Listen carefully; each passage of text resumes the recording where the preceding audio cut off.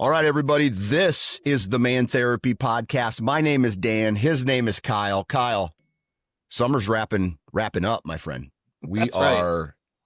Dude, school starts in a week. Yeah.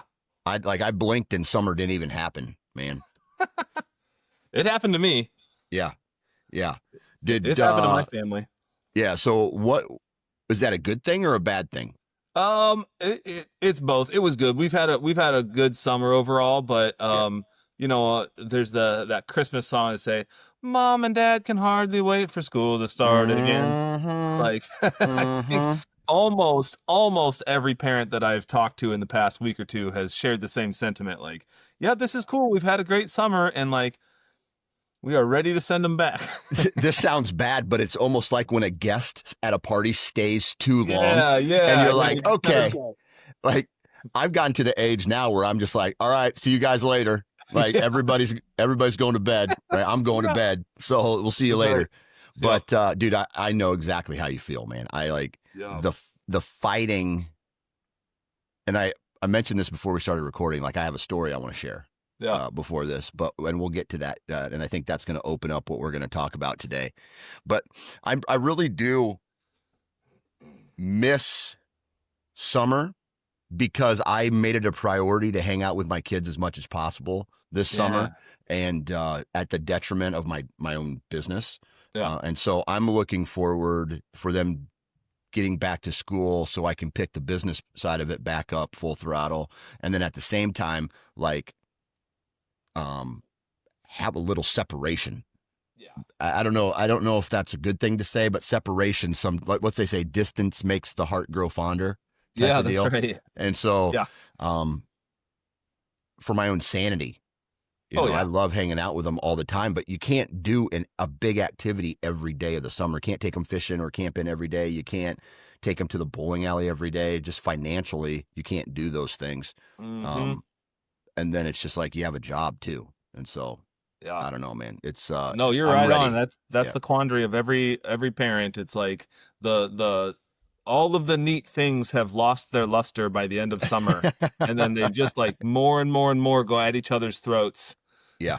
As the summer goes on, and you can't, they beg every day to have a friend over. They beg every day to go somewhere cool and expensive, and they're just always begging for things, and try to get ahead of it. And sometimes it works, and sometimes it doesn't. And it totally gives me a different perspective on and a new respect for what my parents went through.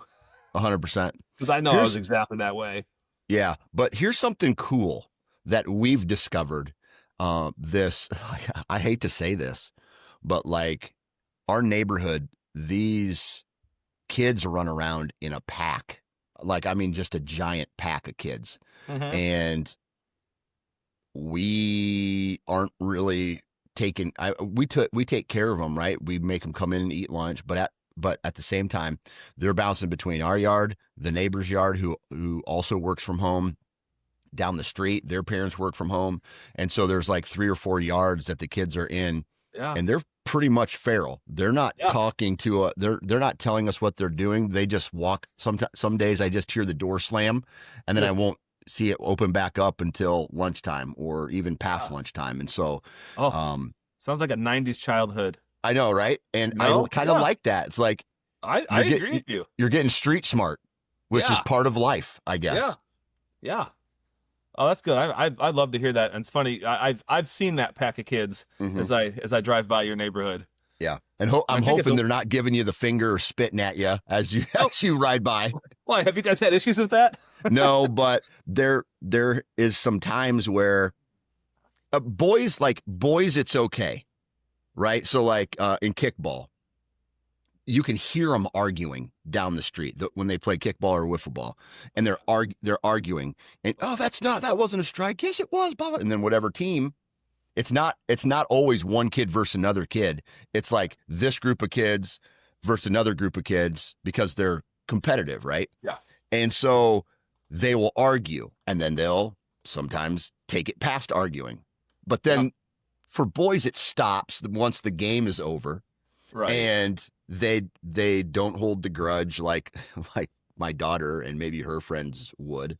It's like, oh my God, this happened and she did this and she said this and blah, blah, blah. And I'm just like, all right, well, you might just need to have a little time and a couple of deep breaths and that will go away. And then, Yeah. like, the boys will play with each other an hour after that happens. The girls will wait days to hang out with each other again. So that's a curve that I'm still learning on is Yeah. how the girls operate with the boys. Like the boys will wrestle each other down. No, not really hit or fight, but they'll get physical with each Yeah. other, but then they'll be best friends after it. Yes. And so Yeah. the girls, though, they're man, they I hold know you're hold some right. grudges. It's a different situation. I can't remember. Did you have sisters or no? No sisters, no. Me neither. So I Yeah. don't have like you and I are similar in like just what the hell do they do with this and what's normal and how does this work and how do I support them? Yeah, because Yeah. I noticed the same thing with Yeah. my son and daughter. Yeah. So long story short, it's they have been babysat by committee this year where this Just like the good old days. yeah, I mean like I'll have kids.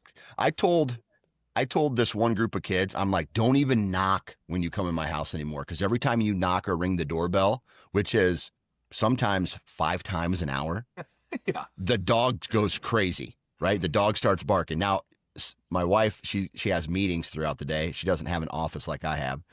And so when the kids are knocking at the door in her meetings, the dog goes crazy, which elevates her blood pressure. And Right. so I told them, I'm just like, nobody comes in this house before 9 o'clock. And if you do come in after 9, don't knock, just come in.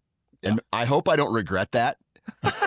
Right? Well, you'll remember you said it, so you'll be exactly. You'll be Exactly. smart enough to be fully clothed once the day starts. Exactly. And so, and I'm just, I'm what it is at that point, but I can't have that dog barking and I'm just like, come in. So then there's days where I cook lunch and I got a kid who's not mine sitting at the table.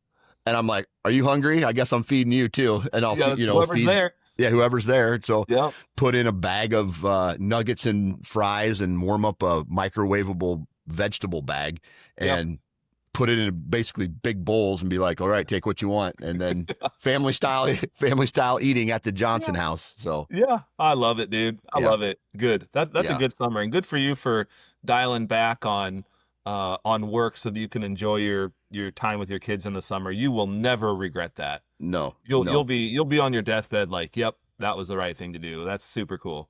Good for you. That's a kind of a great point. The old deathbed conversation. Like, what are you going to be thinking about at the deathbed and on the deathbed? And I would find that interesting if somehow you could calculate. Did I ever tell you the story about my grandpa? Okay. So he had Parkinson's real bad, mixed with a little bit of Alzheimer's. He had dementia on his final day. My grandpa on my dad's side, and I wasn't there to witness it. I don't think I was close, but I don't think I was at the moment my grandma was. And there was a nurse there and I think my dad might have even been there as well. And so as he's literally been incapable of speaking for the past several months, maybe even a year, because of everything that was going on with him. Yeah. As he's passing, there was I guess this moment of clarity where he looked at my grandma and said, I have always loved you. I have always loved you. Okay. Full voice, normal speaking voice, just this perfect moment of clarity. And then he passed. Okay. Wow. Yeah. Just like crazy, right? That's beautiful. And so it just kind of opened my eyes to what are you truly thinking about? It was never in 1987, I made $250,000. Who's doing that? Who's doing that? Nobody. Right. Yeah. And so it makes you think people, they put so much value into certain things throughout the course of their life. And then they hit the end of it. And then they realize it's a big awakening for them, whether it's weeks or maybe even years, where people are like, oh shit, I might have done this whole thing wrong. You know what Yeah. I mean? Like, Oh yeah. that would be curious to me if there was like maybe you know like how they have exit interviews at work where Right. after you get fired or you decide to quit, you do an exit interview. Hey, tell me about this. And so Mm-hmm. you get your consciousness back and your perfect speaking voice and it's like, okay, let's have an exit interview before you leave this world. Seriously, dude. That's a good idea for like a TV show or a movie. Yeah. The exit interview at the end of life. I do think, I actually do think that there is some research out there about people's regrets at end of life. And obviously we're not going to be able to collect data from people who can't communicate, but I think there actually is like that. That would just be fun to Yeah. look that up. Yeah. Because at the end of your life, you don't want to be alone, really. You don't Mm-hmm. want to be stuck in a spot that you don't want to be in. Mm-hmm. Like my grandma, she's 88 right now, 89, and I just stopped at her house yesterday and had a really good visit with her. It's just Okay. crazy. Like I'm going to be real for a second, Yeah. okay? Like my grandma is so old school. She is that type of person that if it is in the Bible, then it is truth and that is how I live my life, Yep. okay? That kind of old school. And so there are different types of people in this world that she just does not understand nor cares to understand where they come from because the Bible says a different way, Yeah. right? Right. Right. And so she's sitting there talking to me about these things and like, and I'm just like sitting there listening because I don't want to argue with my old grandma, right? And I'm Right. just like, yeah, I guess as long as they're not bothering me, I don't care too much or whatever the case is. Right. So, anyway, what I'm getting at is um, her conversations were never about possessions. Her conversation was not about possessions. It wasn't about money. It wasn't about it was just about people that she loved. Hmm. And it was so it just kind of so what are you really thinking about when you're 88 years old? Right? Yep. I need to have this land and I need to Yeah. own this house and I need to have this car. No one like at that age, dude, just everybody I've talked to that has been there has been like, man, I wish I spent more time doing what I loved to do. Really. Yeah. I think that's right. I think also, I think people on their deathbed say they wish they would have taken more risks, Mm-hmm. that they felt like they played life too safe. And yeah, then the other one wishing they would have spent more time with the people they loved and Yeah. seeing all the money grabs as actually Mm-hmm. subtracting from time with their families. Yeah. Yeah. And I'm trying to balance that in my life. I know Right. a lot of people are, but I'm sitting here going like, all right, do I really need to have my kids in X amount of sports? Do I need to have them in every single activity, or should I just let them be for a little bit? Right. Um, I am under the impression financially that you can't take it with you when you die. That's kind of my motto. Now, I also am kind of halfway frugal, I guess, on how money is spent throughout because you got to have money to live, Yeah. right? Right. And you Yeah. don't want to live in a world where it's just you're nickel and diming everything. You never do anything. You go home and you're sitting and you're not spending any money at all because you have to live this. I have a plan for retirement. I just want to make sure that, like, dude, in 20 years when I'm 65, who knows if where my knees are going to be and Right. where I'm going to be walking and if I can climb a mountain and that. So Right. I'm doing some of that shit now. You You know what should. I mean? And I like so it. I I like don't it. know, especially with the kids, right? I want to Yep. be able to experience some of this stuff with my kids because, dude, in 10 years, I'm not going to have a kid in the house. Yeah. So Yeah. I don't know. No, I'm totally with you. I think about that stuff all the time. Good. That's good. I think that's a good use of your thought energy. Mm-hmm. That's good. I'm glad that you are. Yeah. Wish that more people would. My Yeah. my son chose not to play baseball this year, and it was an awesome summer Yeah. for that. We got to spend a ton of time together. I played with him one on one a ton outside. I imagine he probably will play baseball next year, but you know darn well how much time Mm-hmm. baseball takes up. But 100%. yeah, just one, and I wouldn't be surprised if he plays every year now until he graduates from high school. Who knows? But we did get this one summer of no baseball, and man, we just hung out a ton. Yeah. Super fun. Yeah. That's one thing that I do. I don't know about you, and I think we may have talked about this, but I don't have a guys group. I don't have even a guy, another dude that I go and hang out with. I wish that I could, like, if you ask me, Dan, what would be your perfect day?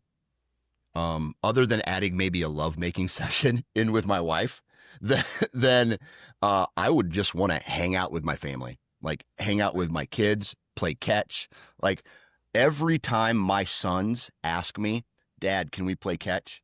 I will play. I will stop what I'm doing and play catch with them, and Absolutely. even if it's just for 30 minutes.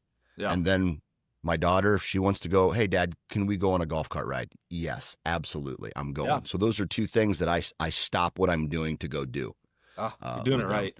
So I love it. And that's I, true too for yeah. everybody watching. It's really it's a normal sight to see Dan cruising around the neighborhood with whether it's with one kid or a golf cart full of kids. Yeah. It's very normal to see Dan out there. No other adults, just Dan cruising With with the like, kids. well, I and love not it. just my kids, Yeah, right? yeah, Like no. I remember I had the neighbor girls on one day, and I think I had a total of 7 kids on my golf cart, and I took 7 kids to the park, Yeah. and this one girl that I'm on this committee with was walking her dog, and she's like, are these all of your kids? I'm like, hell no. No way, dude. No way they're not my kids. Like some of No, them don't even look like me, right? And I'm just like, nope, they're not. oh man. I guess I'm the neighborhood babysitter certain times of the day or whatever. Oh Or yeah, I'm dude. not even that, just like some The dude entertainer. that, yeah, the entertainer. Yeah, you're the one that like takes the weight off of the other parent's shoulders. Other Like, parents, yeah. oh, thank goodness, Dan took Yeah. them all to the park. I get Yeah. 45 minutes of quiet. I can To pick up my not do house for a anything. second. Exactly.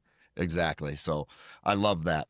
Yeah. Um, Other than that, any final thoughts about summer winding down and maybe what you're looking forward to this fall? Hmm.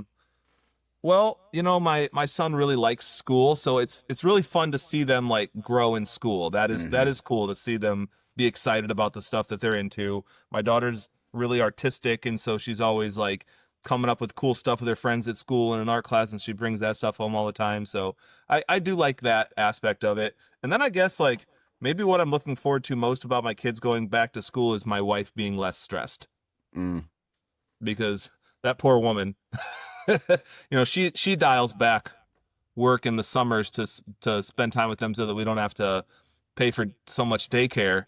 And whew, it's just it's not easy to entertain kids all day, every yeah. day, week after week after week. So just for my wife's sanity, I'm excited for school to start. I want to elaborate on that because that's something that I have to deal with too. Unfortunately, my wife doesn't have the ability to wind back Right, her right. work. How do you, as a husband, deal with, how do I say this? There's stress that causes stress that then causes stress. Okay. And so if the kids are causing stress, then that causes my wife stress, Yeah. which then is directed towards me, and that Yeah. causes me stress. And I, Oh I yeah. think, I think you and a lot of other men kind of feel that, which the kids causing the stress is something I can deal very well with, I feel. But Yeah. then not only am I'm dealing with that, then that stress snowballs, and then the house is Oh in yeah. a state of high stress. Oh yeah. And, Yeah. and so, how do you communicate like with your partner, or how would you suggest communicating with your wife, being like, Right. dude, you need to chill out. This is not worth the stress that you're making a mountain out of a molehill, so to speak. Right. No, absolutely. Yeah, and I don't see this as like a put down to any, wives or whichever parent is like the primary kind of like stay at home that just has to take the brunt of the Hmm. force of the kids. You know what? Honestly, it's something that I basically ignore it or turn a blind eye to Hmm. my wife's stress. I don't try to straighten her out, so to speak. I try really hard to anticipate it, and like the second I get off work, I know she desperately wants me to come up and just get really engaged. So the Hmm. second I get off work, if I'm in my home office, I'll come upstairs and I'll instantly start playing with my son, Hmm. because he's usually the one that's like, when he gets bored, then he starts to pick on my daughter, then they start to fight, and then that gets really stressful for my wife. So I don't ask her for anything. I don't like, barely even ask how'd the day go. I basically already know. So when I get off work, I just come and I grab my son and we're doing whatever. If I Hmm. can get him outside, if I can play a game with him, if I can just, and then I try to tire him out. Like I try to do something physical with Hmm. him. If I do anything I can to separate the kids, I can like see it in my wife's face that she's frustrated and irritated, and I don't think that a lecture or encouragement for me is going to do anything but piss her off even more. And Yeah. so I just try to take I just try to take a kid, and it's usually my son. And that's how I've dealt with it all summer long. The more days in a row that my wife's just been like on an island with them, the more stressed she gets, and I get it. When things are calm, we can talk about like, oh, what would some fun things be to do? But I don't ever actually address her like attitude around it. Yeah. I think she's, to me, her like burnout is just a lack of resources. Like she's just burned through her patience, and I don't think that a lecture from me is going to give her more patience. So I just come up and try to like engage instantly. Or like if I working at my office in town, then when I get home, I just go straight to my son, grab him, and we're out of there, because then that'll calm the tension. And then she appreciates that a lot. And then even if she's still in a negative mood the rest of the night, I actually don't even address it. I might just be like super nice to her, super might just walk up behind her and rub her shoulders. I'm trying to like take care of dinner so that she doesn't have to think about that. Yeah, just in my experience, like even though I might think like, geez, you're making this harder than it needs to be. Hmm. And I won't say that I've never like said anything about that to her, Yeah. but I think I've learned that it hasn't helped at all. So yeah, I think the Hmm. way that I handle it is just to like, as soon as I can, come in and get super active with the kids, take the stress off of her, start cleaning the stuff that I know stresses her out, just start making dinner, or just bring dinner home so she doesn't even have to think about it. So yeah, I'm seeing her as like uh I don't know, like a firefighter that's been fighting a fire all day, that's stressed out, that when I get there I don't need to talk to them about how stressful it is to fight fires. I just need to start fighting the fire too. Yeah. Yeah. Yeah. Do you feel that there are certain types of people, and maybe you've run in to this and maybe a client of yours, do you feel that there are people that make a big deal out of something small in order to get attention that they feel that they're not getting, and or using it as a crutch so that they themselves don't have to deal with it and they're putting that pressure on somebody else? Does that make sense? Oh Like they're yeah, yeah, passing it, they're yeah. trying to pass it. Oh yeah, I'm sure there's people. I'm sure there's people out there like that. I think, in my experience, it's more like it's less that they're doing it on purpose to get out of something, and it's more that that's just like their worldview, that Mm-hmm. they just kind of have a short fuse, and they have like a pretty shallow tank for patience, and they're kind of, some folks like this are kind of used to chaos, and they're used to being the victim, and so they just keep recreating that everywhere they Mm-hmm. go. Yeah. And they, maybe they grew up in chaos, or maybe that's like all they really know. So it's like, hey, we could like institute some like rules and structure around here, and like things would be like a lot easier. And then this person just cannot do that for whatever reason. It's just Yeah. always structure, or it's always chaos. They're always flying by the seat of their pants. They won't take any advice from anyone, and then Mm-hmm. everything is just overwhelming. So they never get past like, if step one is like, or level one is like being overwhelmed, level two is like, put some thought into how we do this, and like make a couple decisions that'll make things easier. Step three is like, or phase three is like, you're really making some good routines, and you've got some good ways of conceptualizing things. Like some people never get down into the deeper levels of figuring life out. They Mm-hmm. just stay in survival mode Yeah. at the top, and they're just always flying by the seat of their pants. They feel frantic. They feel like they're so stressed that they couldn't possibly do it any other way. But other people in their life are on the outside looking in like, dude, why are you running around like a chicken with your head cut off? Yeah. Like it doesn't need to be like this, but the person just doesn't have a template for how to do it any differently. How hard is that for someone to identify that, stop, and take a look inward? Is that something really hard for people to try to figure out? Yeah, I think it is. I think it's hard for people generally speaking to look at themselves from a different lens. Yeah. It's hard to differentiate yourself. So you can be enmeshed with your own thoughts and feelings, which means like you just it means you're tangled up with your thoughts and feelings. Yeah. And there's a big difference between being enmeshed with your thoughts and feelings, where you think you are your thoughts and feelings, and being like a step removed from your thoughts and feelings, where you're able to observe them.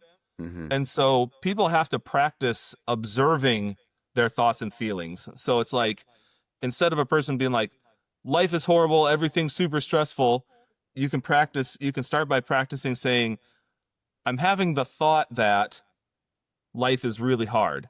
I'm noticing my body getting stressed out under these circumstances. And you start to get curious about, well, when does this happen? How does this happen? What's the processes that make this stuff happen? It's almost like if you could see your life how you might see like an issue at work, then you could address it differently. So like if something was going wrong at work, you might sit and think to yourself, all right, this is an issue. Why is this happening? What am I doing to contribute to it? What could I do to make this better? But it's like in our personal lives, it's like we don't think to do that. Or Yeah. a lot of people don't think to do that. And it's like you could, because a lot of times people think in their personal lives things just are how they are and there's no changing it. Yeah. And so they don't take the personal responsibility to say, hey, wait a minute, it's not like this for everybody. Why is this going like this for me? What could I do differently? But yeah, I do Yeah. think it's hard. Yeah. Yeah. And that I feel is, I think that's where there's a lot of bringing back a word you brought up is the chaos. And it's hard for people to, they live when they live in chaos. Oh, here's the other word, the empathy word, right? Uh-huh. Empathy, right? Uh-huh. I feel like if people would take a step back and just for a brief second try and view yourself through the eyes of another and say, oh, dude, maybe I am acting a little bit crazy, or maybe I am being an asshole, or maybe I am like, I try to do that. I try to do that, almost try to on a daily basis. And Yeah. I have a story I'd like to share with you about that. Um, Yeah. and that's, so I had reached my boiling point with the kids the other day, and I started talking to them like they were grown men, and I lost it. My patience. I lost my cool. I was swearing. I was yelling. Um, I was what I don't want to say blaming them, but it really was. I think I was blaming them for how I was feeling, Mm-hmm. and I could see in my youngest child's eyes a little bit of fear, like he Yeah. was afraid. Okay, there's two outcomes of this I want to discuss, Okay. um, and that's fear, and then actually being a good parent. Yeah. What I feel is a good parent, and that would be like I had to step. It happened, right? Volcano Dad happened, Yeah. and I was swearing and I was talking my shit, and I was just like, I told you seven, blah blah blah blah blah. Do this, you don't do this, you're ungrateful, blah blah blah blah blah. And just going. Yeah. And they were all sitting on the couch, and then they were just like paralyzed because they don't know how to conversate with me on that. They don't know how to walk me off that cliff. They don't know physically. Obviously, I'm Yeah. way bigger than them, and they don't know what's going to happen. Right. And so I left, right? I left in a state of fear of them in I don't know, at least my youngest son, my oldest son, I think he has just learned to ignore anybody that's talking to him. Yeah. sometimes. And my daughter was just like, Jesus, she's getting to the point where she can understand some of this stuff. Yeah. And then I had to take a step back. I went out into the garage to do something, and the feeling of my child being afraid of me crept into my mind, and I'm Uh-huh. like, Jesus Christ, dude, you're in that. Like, I was thinking about how he was looking at me when I was going through that fit of rage. And so I went over and I apologized to him, and I'm just like, hey guys, I am so sorry that that happened, Uh-huh. and I'm going to try to not do that again. I can't make any promises, but I'm going to try to not do that. And then I went into how important it is to do what I say. Right? It's Yeah. like I've Yeah. asked you to Right. pick up this room 4 times. There's wrappers all over it. Why are you not using the trash? There's this. Like, dude, there's a turd in the toilet today. Why didn't you flush it? Why is the Yeah. sink dry? And it just snowballed to the point where I lost it, and then I had to go back and recover from it. Okay. Yeah. So here's where there's this breaking point here where I think it's okay at times to get that aggressive and get that, like, I don't feel I lost any ground with the kids, because after I came back and talked to them, and that they chilled out a little bit. There was a break there, and then maybe they had time to think about it, maybe they didn't. But I came back, I tried to get peace, and I think the breaking point there is what tells me, what my gut tells me that I'm doing good, that I'm being a good parent, is that after I talked with them, things got back to normal. They Uh-huh. were sitting on my lap. They wanted to play with me. They Yeah. were wanting my attention. Yeah. They, like, my daughter came over. She gave me a hug. And uh, even like my daughter and my youngest son were like, Dad, I love you, Dad. And then they said that because I say it to them, and Yeah. and I think I rebounded, and because of that, then maybe they understood.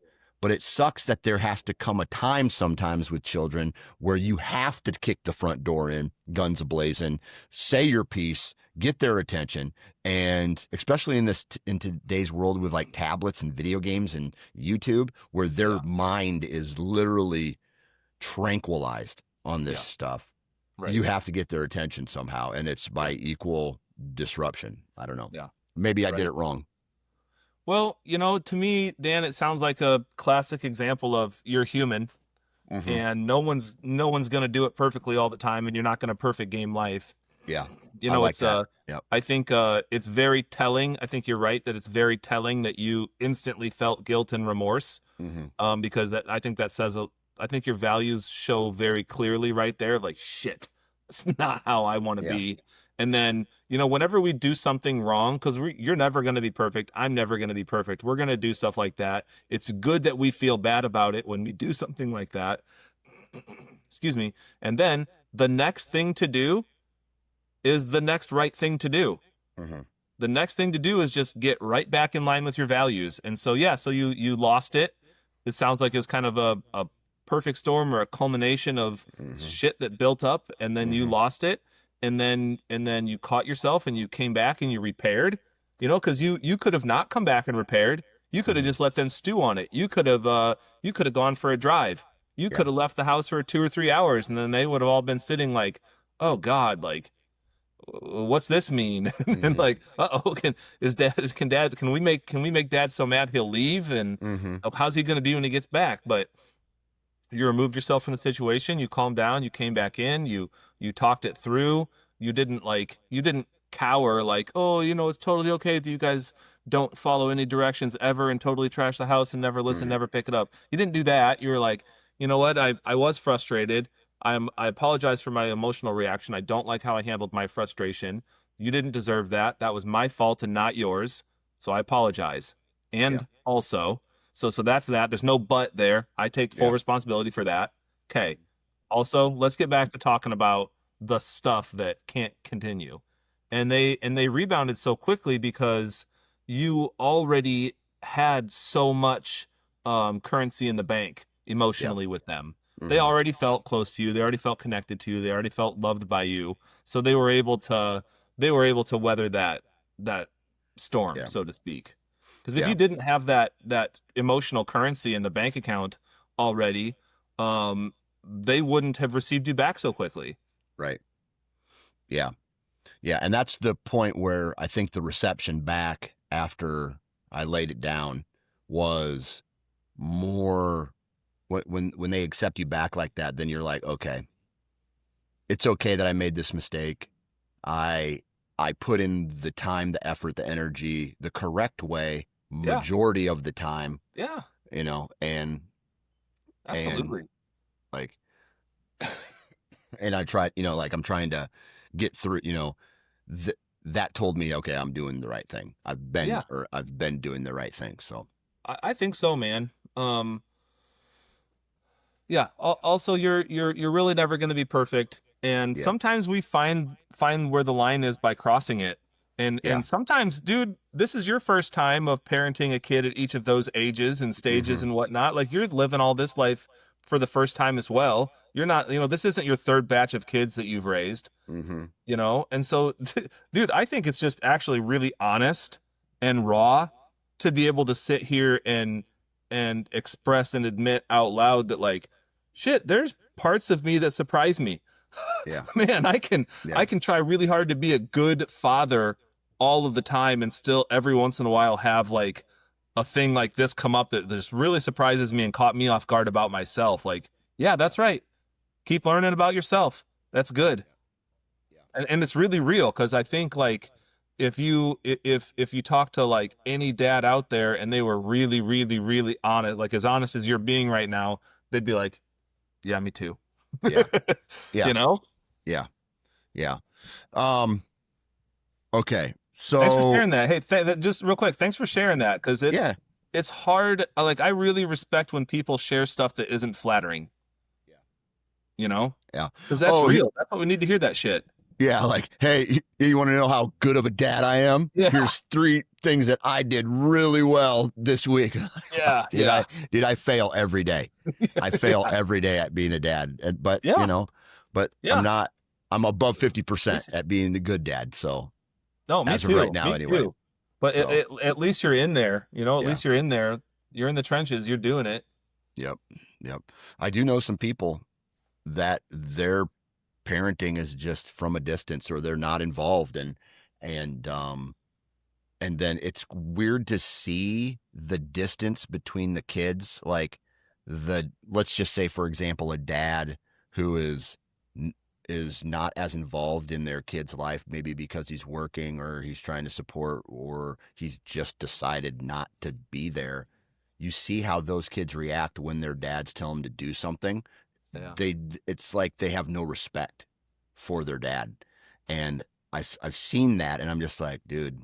Or I don't know, the dad Yeah. tells a kid to do something, they're like, who are you? Like, no, like mom. Yeah. And then they go run to mom or something like that, or Oh yeah. some, You can see it. Oh, you can see it. it hurts my heart when I see a dad that doesn't have connection with their kids. Right.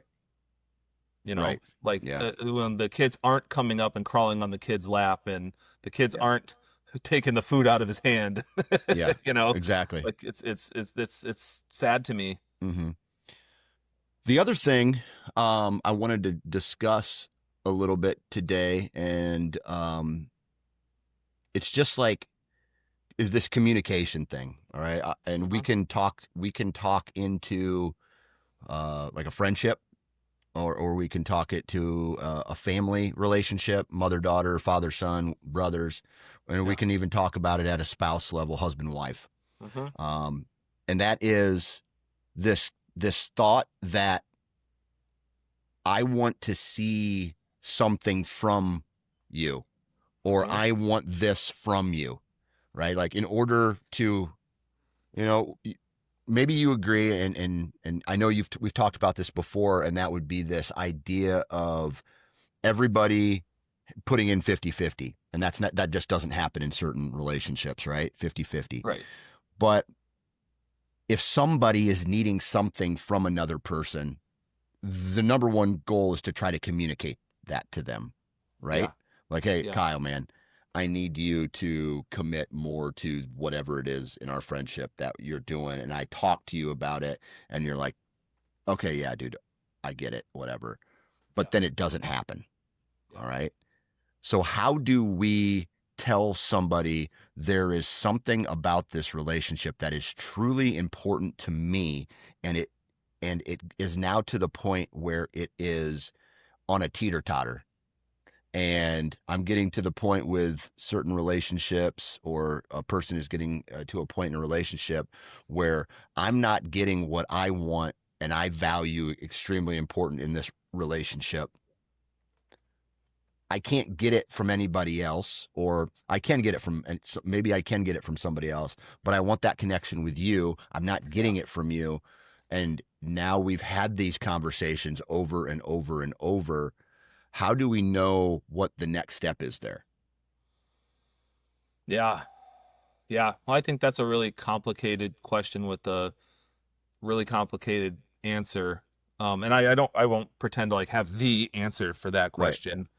Um, I think it depends on a lot of it depends on a lot of factors and variables. Like part of my mind goes to like what's the sentiment of the person that you're not getting the thing from? Like, are Mm-hmm. they maliciously withholding whatever the thing is? Mm-hmm. Or do they not have the capacity? Like, are you wanting something from this person that they wish they could give, but they don't have the capacity to give it? And Right. so then you're both frustrated about it. Because Yeah. to me, those are two very different Yeah. paths forward. So to me, if the person, if it's a friend or a family member that I need something from, and they totally could, and they're just like, you know, they're being shitty and they're being malicious in this, so they won't like support me in the way that I need to be supported, Yeah. then I could see distance being appropriate. But if the person, if I in my heart of hearts know that this person is at their max capacity and they just don't even have it to give, even though I desperately need it, I think that's I rely more on like, all right, what are my super overarching broadest life values here that I can apply to this situation, and can I just keep this person in my life just because they are valuable and I need things to they provide enough value to me and to the structure of my life that it's better to keep them around even though they can't provide what I need. Like, is this a moment where I need to suck it up, have broader shoulders and say, okay, I guess this is just a thing that I have to endure Mm-hmm. because I don't think that person can give me what I want, or need. um, yeah, that's a big way about how I think about that. What do Is you the think? person withholding it on purpose, or they just can't give it? Yeah. What do you think the difference there is? Like, this has never been the person ever. And let's say, Kyle, I go, dude, let's go to this pottery class. Dude, I don't know why that popped into my head, Yeah, but I'm yeah, like, fair. Kyle, let's go to this pottery class. Pottery, let's do pottery. I want to do pottery. And you're like, dude, fuck pottery. I don't want to do pottery. But for some reason, I'm like, I want to do pottery. And maybe it's two things here. You truly don't like pottery, or I have this unrealistic expectation of you because of what I've seen maybe through social media, and now you take that any direction that you want. Like, Yeah, here's how this person should be treating you. Somebody else is telling me this is how this person should be treating you, but that person has never actually treated you that way ever before, or has done these yeah, things for you ever before, but now you want them because you're seeing other people have them. yeah, yeah. I think So that's it's a. I like think it's that's a. two Oh sides of yeah, the coin there. yeah. I think that's a good. You're already like leaning into a good insight, which is like, hey, what's this really mean to you? Like, to ask the other person, like, what, like, I've never been a pottery guy, so I know this isn't about pottery. Mm-hmm. Like, what does this activity really mean to you? What would it mean to you if I said yes to this? What's Yeah. the feeling that you're trying to get? What's the feeling that you are trying to get from me? how do you want to feel yourself? How do you want me to feel? What would it mean to you if I said yes to this? What's it mean to you if I say no to this? Like, what's the need you're trying to fill in yourself? And that might point to like what the real need is. And then you might go like, yeah, fine. Like I'll go, tell you what, I'll go to pottery class and I'll do my best to enjoy it Mm-hmm. too. Or it might come down to like, oh, hey, kind of sounds like you're kind of cherry picking like the best things from everybody's social media Yeah. platforms. And you know what? We can't do all that, but we have a lot of really good things that we do, and maybe Yeah. try to identify like what's good about us and what are our cool things that we have together, and what are the things that brought us together to begin with, and what are the things that we connected to begin with. Like I know X, Y, and Z about you, you know A, B, and C about me. Um, and you could also say like if there's a new direction that we want to grow in, like yeah, we're never too old to do that. But let's not put too much pressure on any one thing being the be all end all, or like if I don't want to do pottery, it means I don't love you, or you Yeah. know, or Yeah. whatever the case may be. But I would wonder what the underlying need really is, and what's the feeling they're trying to capture, and what Mm-hmm. would it symbolize to that person if I did the thing that they wanted me to do. Yeah. Okay. Now, here is a hot topic. All right, Mm-hmm. especially around men our age. And I don't know how to address this, but it's something that I feel like we've beat around the bush on several episodes. All right. Mm-hmm. But it is hugely important for men, and that's sex. Mm-hmm. Okay. Um, and I've been thinking about how do you have this conversation, knowing that there is someone on the other side of this who I extremely respect and I love, and how you have that conversation with them. But when you even in when I am around guys that are my age, and you start just it's locker room talk, let's just Yeah. say, and you start hearing, oh, my wife doesn't want to do this, and she doesn't, like this and that, it's that banter, right? Yeah. When do you run into clients that are at their wits' end with their partner because there is this huge lack of intimacy in their relationship, and it's gotten to the point where it's like, man, it is not the same as it used to be. How Mm-hmm. do I how do I understand that a woman is potentially changing with her age and the stress and all of that Yeah. stuff? Yeah. And how do I then balance that and understand where I'm still a guy who has maybe not changed and I Yeah. still love my wife the same? How do I still get that, because that's physical, being physical is extremely important to a man, Yeah. right? Right. And so how, that's something that every man is probably trying to work out at some point in their life, unless Mm-hmm. you're a billionaire who just can cycle through women all the time, but you're Right. losing that, you don't have that connection with someone, you know what I Right. mean? Like, Right. how do you fix that? How do you address that? Like, I don't even know where to start. Yeah. Right. This. I mean, we'll definitely talk about this. The thought had crossed my mind. Like, this could be a good topic to like bring in a guest to our podcast about, like someone that specializes in this sort of thing. I think a lot of people would really like to listen to that episode. What are you thinking? Like a sex therapist, or Yeah. like Oh, yeah. or a Marriage and woman? a family therapist. Like Okay. yeah, a marriage and family therapist. Maybe even somebody that has special um training and education in sex. Mm-hmm. Yeah, because to me that the problem is like multifaceted. Yeah. That you haven't changed, but she has. Mhm. It used to be an awesome thing that you shared together. Now I'm just speaking in general terms. I'm not Yeah. talking about your wife. I actually don't know Right. anything about your guys' specific stuff.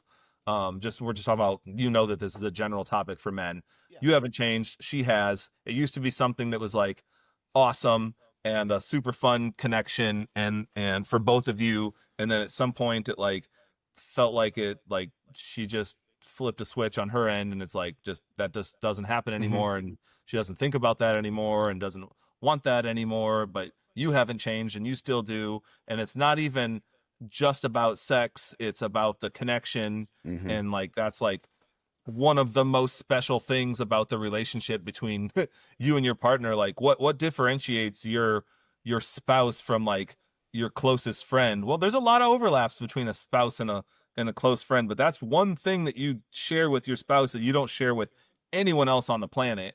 Right. Also masturbation is hollow, Mm-hmm. empty and hollow. It's a means to an end, but it's a means to an end only from a physical standpoint and not from an emotional or connection standpoint. And that's And I, why pornography can be so dangerous from an addiction standpoint. oh yeah. Yeah, Yeah. it's horrible. I think I wonder if women don't realize the impact of the emotional connection for men, Right. that women think it's just about sex and just about the act, and they don't understand that like that act is actually like really reinforcing to the bond Mm-hmm. between husband and wife, and that the man feels like he can endure any amount of stress if he has that connection, Mm-hmm. with his wife, and he feels how important it is for a man to feel like wanted and appreciated, and not have sex be like just a one-way empty transactional Yeah. situation. I think as much as women like to say that like men don't get it, I think there's a chance that it's equally true that women don't get it either. No. Don't understand that, like, shit, I'm not just talking about sex here. I'm talking Well, about my connection with you. yeah. I mean, that's where the difference in physical, hormonal, psychological, physiological, like Right. whatever that big word is, Yeah. right? Yeah. The differences between men and women are so great. It's almost like, why are we even, other than to recreate children, make, like reproduce, what are we together for at times? You know what I mean? Yeah. And so now we're taking all of these natural instincts and bonds and hormones and stuff. And at times it seems like fighting against all of that to stay together in a household with that. And like the word culture, right? So like Yeah. getting married and having a family and raising a family and going through this and all of that stuff is a huge, like, Yeah. it's almost like at times it seems like that you're fighting against each Oh yeah. nature. I don't know. Oh yeah. Yeah. Yeah. I've again, I don't pretend like this is an area of expertise for me in counseling, but I've always liked the approach of talking to your spouse about it very calmly, Mm-hmm. non-judgmentally, not accusing them. I think a lot of women report feeling like guilty and accused Mm-hmm. and almost like attacked, like Yeah. they feel not good enough if their husbands say like, hey, we're not doing it often enough, or it's not fun enough, or I don't feel wanted. The women will go into their guilt and shame, parts of themselves. Not everyone, but I think a lot of them do. I think it's really important for the man to be able to explain the emotional aspect of it and explain that it's Mm-hmm. not just physical. I think it's important to see, like, I don't want two partners to see this as like a battle between them, but more like a knot that they need to figure out how to untie together. Yeah. So like approaching with a lot of curiosity, like, hey, like, help me understand your perspective and experience. Like, this used to be like, we used to have a lot of fun, didn't we? Mm-hmm. Yeah. And that was Yeah. awesome. And we used to feel really connected in that way, right? You're right. Okay, well, like, help me understand, like, what changed for you, and why, how come that's not a thing for you anymore. And they might reveal like, it literally doesn't cross my mind, or yeah, that would be cool, but I can't enjoy it um when I have a million other things on my mind, and I always have a million other things on my mind, so I'm never ready for sex. And that, it could reveal some information that could be useful to have. I've also always liked the question, like, under what circumstances do you think you might be interested in that? Or like, even if Yeah. just use your imagination, under what circumstances do you think that this could even be a thing that you'd be interested in? Yeah. All right. Or is Hold there, that thought. Hold that okay, thought. You okay, ask that to me. Let's pretend I'm your wife for a second. all right. Um, and and my response to you is, you're being weird. Why are you talking about this?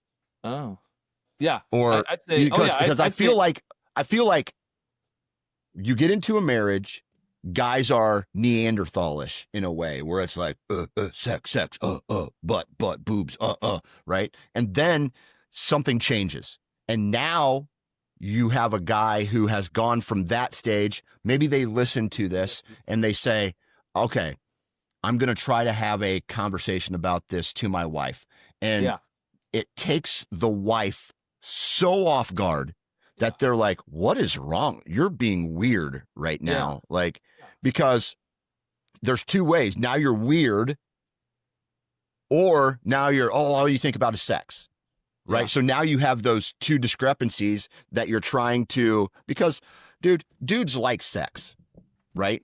Dudes yeah, like sex. yeah, And yes, there is the Neanderthalish aspect of it where, dude, I want to just go have sex. I want it, right? And then there is that bonding and connection that happens when mhm, sex happens. mhm, But how do you approach somebody who you've been kind of away your whole life, yeah, and now you're trying to turn into, how do I communicate with a woman who I've never really had to take this trip before, yeah. have this conversation before? It Yeah, seems like it could get that's an awesome awkward. question. Yeah, I Yeah. love that question. And I won't pretend to have the definitive answer, but I'm just gonna Yeah. think out loud with you. If you think that your wife might be like caught off guard, you could address that right away. You could give a little preface like, "Hey, can we talk about something that's like a little sensitive, or like, I have something I want to talk to you about. It's not a bad thing, and I don't want you to feel too off guard. Yeah. Um, would you be willing to like hang in there with me to talk about something?" Yeah. you know um and if you set it up like that, then she might be more willing to engage rather than just springing it on her. Yeah. But yeah, I think if you bring it up and she's like, "Oh, you're being weird, why are you being weird?" I might respond like, "Yeah, I hear you, and I could see why this would feel like a weird thing. um I want to have the type of marriage where we can talk about anything, and yeah, this is a thing that we haven't really this is a path we haven't gone down before. Mm-hmm. And I want to feel like I can talk to you about anything. And I want you to feel like you can talk to me about anything. So can we figure out how to hang in there together? If Yeah. this is uncharted territory, like, let's be in this together. Mm-hmm. Let's try to be as gracious as we can to each other. Let's see this as a knot for us to unravel together rather than like a, a grievance I'm bringing to you. Yeah. It's like, and you can say like, I want this to be an equal relationship. And what I mean by that is, I want you to feel like you can bring any thoughts or concerns you ever have to me. Mm-hmm. And I want to feel like I can do the same with you. And Yeah. so in that way, I am right now, I'm asking for your engagement, and I'm asking for your grace. And I want to try to have a good conversation with my spouse about this. Mm-hmm. Yeah. Yeah. And if done right, I don't know like how to like say this, but if Mhm. done right, being physical with each other feels good for both people, right? Right. It should. And That's it, like the only way yeah, it should happen, right? exactly, right? So it's like, I know the outcome. If you're able to let down your wall for just a little bit, you will have a good feeling, physical feeling, which Right. typically, which typically, I'm just going to say the orgasm word. Hmm. Once a man has an orgasm, he feels good after that. Yeah. Once a Right. woman has an orgasm, I'm guessing she feels good, and there's dopamine in the blood, and you have this Hmm. better day. It's almost like a drug in a Yeah. way. But Right. it's a natural thing. Like, I don't want to get into like an addiction state where you need it to be Mm. happy. Right. But at the same Right. time, it's just like, if done right, the connection can result in higher energy, positive attitudes. It can just lead down a path of good things for Yeah. everybody, and that then Oh yeah. snowballs to the rest of the day. So Yeah. I hear you. I think, and again, I'm not speaking from expertise here, but I'm curious in like the biological and psychological aspects of it, that there's it stands to reason that a man wouldn't change and would just like Hmm. always be virile and want that connection. And like maybe once a woman's had all the children that she's gonna have, I could see like in our Hmm. millions of years of development that her sex drive might turn off. Yeah. Like like there's a to me, and again I'm just From a like, natural standpoint, like, yeah, hey, yeah, I'm yeah, done. I'm done with kids. yeah. You're done with kids. I'm done with kids. We don't need it anymore. Yeah, but a Got it. man, yeah, but a man, it doesn't ever have to be done with kids because you could be 70 and father kids. Right. So why would your sex drive ever turn off? Right. A woman, when she's like, starts perimenopause or starts menopause, it's like she's not going to be having kids. And so why, like biologically, there's no need for a sex drive for her. Yeah. Um, you know, so, I don't know. Again, I'm just thinking out loud. These are just my thoughts. This isn't coming Yeah. from expertise, but also a thing that I've heard people talk about is a difference in the starting point for men and women. And what I mean by that is that men tend to use sex as a stress reliever. Hmm. And that it's an awesome thing to do when we're stressed. And women actually need to not feel stressed in order to Right. let those feelings come out. Right. And well, dude, you know what life's like on a daily basis. How Hmm. often would you say you feel no stress? Yeah. Right. Never. Right. Practically never. It's a very rare thing. So like if a precondition to a woman needing or being able to have sex is that she needs to not have a lot on her mind, she needs to not have a laundry list of things to do, she needs to not have people like wanting and needing things from her. She needs to feel like the house is picked up and the laundry is done and the da da. That stuff's never done. But if she needs all that to like be like, okay, now I can, since those thoughts are subsided, these other thoughts can come up. But if Right. those thoughts never subside, then those other thoughts can't ever come up. And then the man's going like, come on, this would be so good. And she's going like, I hear you, but I just can't even, Yeah. like, I need these thoughts to leave the room so that these thoughts can come in. And the problem is these thoughts never leave the room. Right. So then you're Right. trying, so there's just a big miss in, Yeah. and it's a freaking tragic Yeah. And I design think, flaw. I've been doing a little internet reading on some of this Mhm. stuff. Yeah. And, just because it's like I'm at that age, my wife's Yeah. at that age, Yeah. You should educate all yourself. my friends are Yeah. at that age, and Yeah. so you run into this, um, you kind of run into those scenarios where everything we have discussed um, just kind of came up, and like you're, I just feel like what happens is, especially for men, especially if men are not empathetic, right? Because Mhm. most men, I would say, if there's going to be a trait that men probably lack, it's empathy. In certain, I'm going based off of the law of averages here. Okay. You take that, and then a man could seriously feel like rejected. Oh uh, yeah. he could feel rejected. He could feel like unwanted. And then it's just like, then what happens from what I've read is the negative thoughts then creep into his head. Like, Yeah. I'm not wanted. I'm not attractive. Yes. Like I'm fat. She doesn't want me Yeah. anymore. Yeah. Like what is happening? And Yeah. then that spirals into other things as well. Yep. And so I feel like if you add empathy to that recipe, then you can just, instead of starting to have those negative thoughts creep into your head about yourself, you can Yeah. go, all right, dude, she's going through something. All right. Exactly. Let's be empathetic here.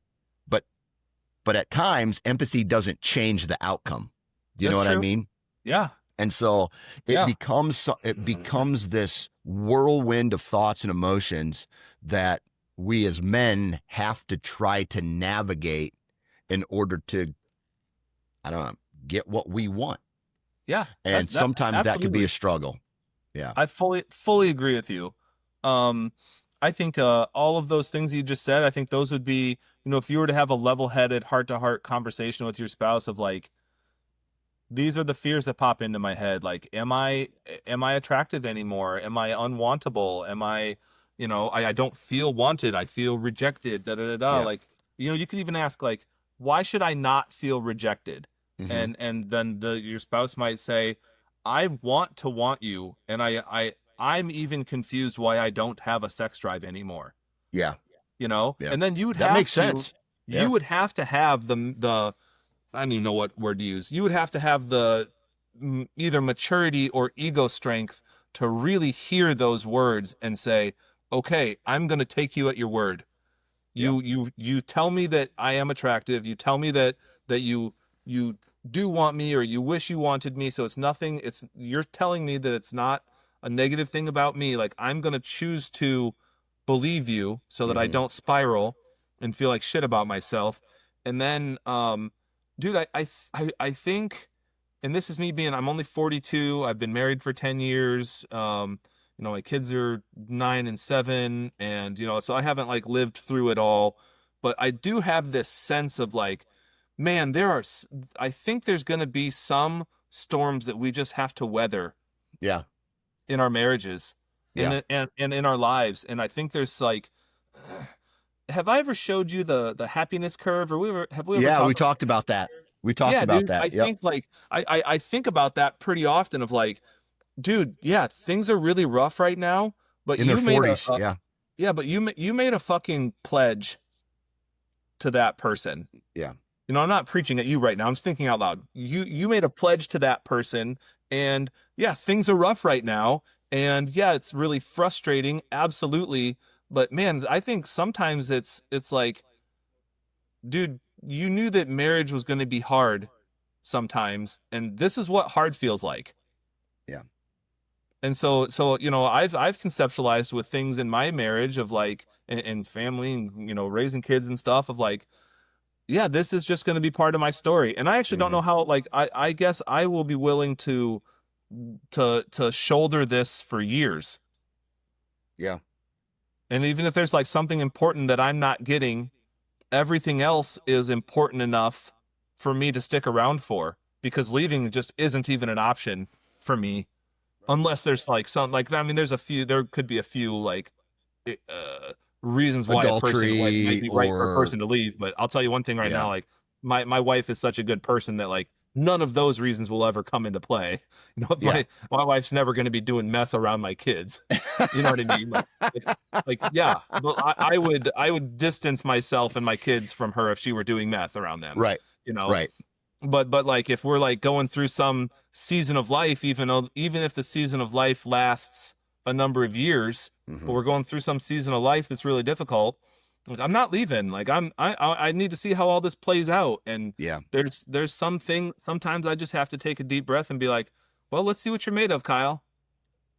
I like that approach, man, because what that's going to do is it's going to show your children, like, what did you do when times got tough? Did you Yeah, split? Did you right, leave? Did you go do right, something stupid? Or right. did you walk the fucking walk? Yeah, Right. And I I think agree. I think that's so underestimated. I Right. totally agree. And you know what else? Taking it one step further, even, is like, go be a good fucking husband to your wife, even though she doesn't have that to give you right now. Right.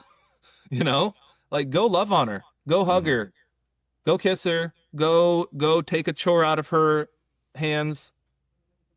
Just be like, fuck, we're in this together. Yeah. Jeez, Yeah. life is so stressful. Yeah. Working and paying bills and keeping up with the house and raising these awesome kids that also don't give two shits if any room is picked up, and will literally just let a turd float in the toilet all Yeah. day. It's like, Yeah. oh, that's cool. Company's coming over and you just dropped a big deuce and just left it there. It's And like, and if you could, if there is time, maybe let me hit. Right. yeah, yeah. No Right? disrespect. No No, no, no. I disrespect. know. No, no. I hear you, but yeah, it's like, yeah, I really think that sometimes if you think that your partner is a quality person, generally speaking, Yeah. and you don't think they're being malicious and withholding, then I think it's fucking time to see what you're made of Hmm. and put your money Yeah. where your mouth is when it comes to your marital vows. And Yep. and yeah, you might have a dry spell and or a drier spell, and it might last for years, and I don't know, but, and I'm not saying, like, there's probably good information out there about how to address all of this, better. I'm just thinking out loud about how I conceptualize this stuff, but I don't know, time to be a man. And if you think you chose a good woman and she's doing the best she can, she's just also struggling, then stick with her. And maybe even pour more into her, because that's another thing that I think is pretty common for men to do, is like we pull away too then. Well, fine, then I'm gonna give you the cold shoulder a little bit more, and Yeah. I'm gonna be a little less kind to you. And I'm like, yeah, I would be nicer to you if we were able to do that, but we're not. And so, you know, Yeah. I've seen like I admit that I think it's funny. I've seen funny reels or videos or whatever on online where it's like, oh, like the difference between a guy and his partner, like the day after, if they had sex or not. And like if they had sex and the guy comes up and he's all like lovey and huggy and hugs her from behind and all that, and if they didn't have sex, she goes for a hug and he like, daps her up, and he's like, yeah, cool, hey, have your best day, get your grind on. Yeah. It's like he treated her differently because they didn't do that. And yeah, it's funny. And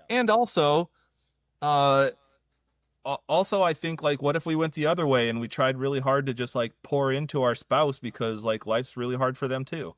Yeah. Yeah. A lot of good thoughts there, man. A lot of good thoughts. And I think, what's the moral of the story? Life's not easy, dude. And that's on all aspects. Mm-hmm. Whether it's the most intimate moments, or it's moments that are not intimate at all. Like, I don't know, Yeah. man. Yeah. Uh, Marriage is hard. Being a father is hard. Mm-hmm. Being a Mm-hmm. brother or a son can sometimes be hard. Yeah. Can sometimes be hard. Yeah. I have a really good relationship with my brother that Yeah. I just feel like I wish were next door neighbors. Oh, me But too. Yeah. yeah, My brothers are awesome. yeah. And Luckily, so, yeah, luckily, yeah, right, I know that's a gift, because I know it's not the case for everybody. right.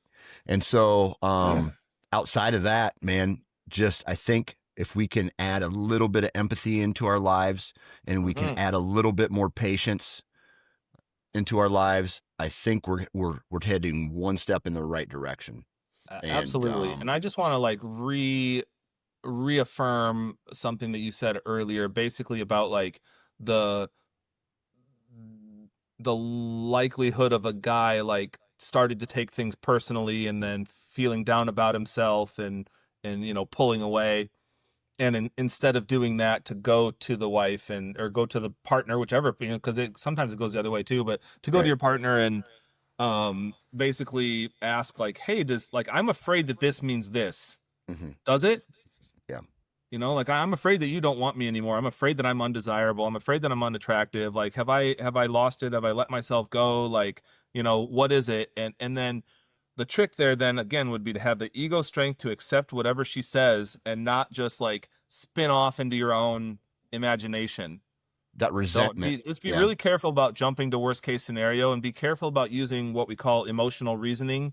Emotional reasoning is when you have a feeling and you use that feeling as evidence that you're correct.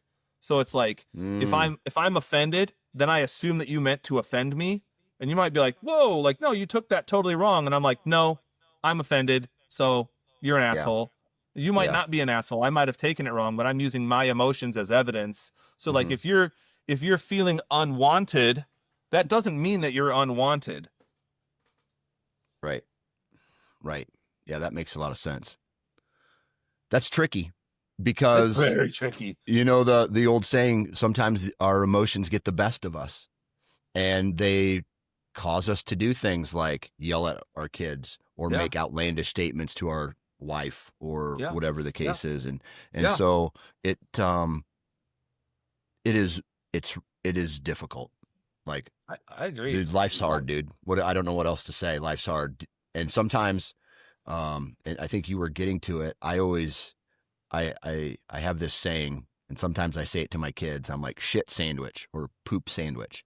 Sometimes you just have to eat it with a smile on your face, That's right? right. Yeah. Because there's nothing to do except that.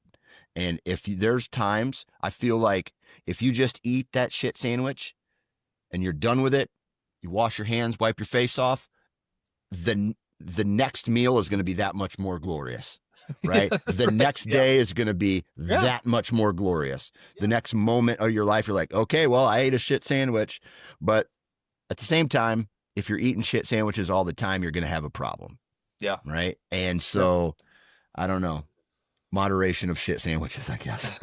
Yeah. Well, so that triggered another idea in me, which is to spend more time and effort noticing the good things and Yeah. the good contributions, because I think it gets really easy to get tunnel visioned and honed in on the one thing that's really eating at us.